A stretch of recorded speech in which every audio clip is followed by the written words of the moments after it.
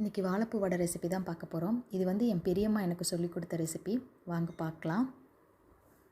நான் இந்த மாதிரி ஒரு நல்ல பெரிய பூ ஒன்று வாங்கிட்டு வந்துட்டேன். இதில் வந்துட்டு ஒவ்வொரு லேயராக எடுத்து நம்ம உள்ளே இருக்கிற பூ எடுக்க போகிறோம். இந்த மாதிரி ஒவ்வொரு லேயராக எடுக்கும்போது இந்த மாதிரி பஞ்ச் ஆஃப் பூ இருக்கும். இந்த பூவை இப்போ எப்படி சுத்தம் பண்ணுறதுன்னு பார்த்துடலாம். இந்த மாதிரி ஒரு பூ எடுத்தோம்னா அதில் இந்த மாதிரி ஒரு சின்ன லேயர் ஒன்று இருக்கும். ரொம்ப தின்னான ஒரு லேயர் இருக்கும். அதை ஃபஸ்ட்டு எடுத்துகிட்டு சூல்முடியோட ஒரு சின்ன ஒரு தண்டு மாதிரி ஒன்று இருக்கும். சென்டர் ஆஃப் அந்த பூவில் சென்டராக வந்துட்டு அது ஒன்று இருக்கும்.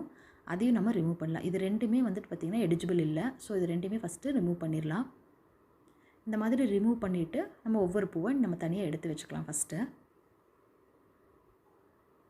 இந்த மாதிரி நான் ஃபுல்லாக எடுத்து வச்சிட்டேன்.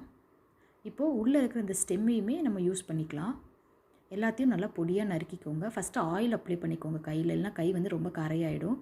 ஒரு மிக்ஸி ஜாரில் பச்சை மிளகா, வரமிளகா, கொஞ்சம் உப்பு போட்டு இந்த மாதிரி அரைச்சிட்டு இப்போ நம்ம வடைப்பருப்பு ஆட் பண்ணிக்கலாம்.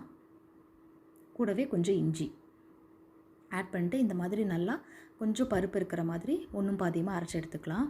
இப்போ ஒரு மிக்சிங் பவுலுக்கு இதை மாற்றிடலாம். கூட கொஞ்சம் நம்ம அரிஞ்சு வச்சுருக்கிற வெங்காயம், கொத்தமல்லி, கொஞ்சம் கருவேப்பிலை, கூடவே நம்ம ஹீரோ வாழைப்பூவையும் ஆட் பண்ணிவிட்டு நல்லா பிசைஞ்சிடலாம். இந்த மாதிரி உருண்டை பிடிச்சி தனியாக ஒரு தட்டில் வச்சுக்கோங்க.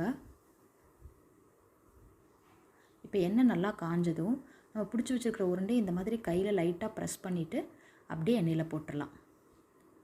ஃபஸ்ட்டு லைட்டாக பிரியும், பட் ஒன்றும் பிரச்சனை இல்லை, ரொம்பலாம் பிரிஞ்சு போகாது. ரொம்ப உங்களுக்கு பிரிகிற மாதிரி இருந்தால் நீங்கள் அரிசி மாவு ஆட் பண்ணிக்கோங்க. அவ்வளோதான், வடை பொரிச்சு எடுத்தாச்சு. நீ நம்ம சர்வ் பண்ணிடலாம். அவ்வளோதான், வாழைப்பூ வடை ரெடி.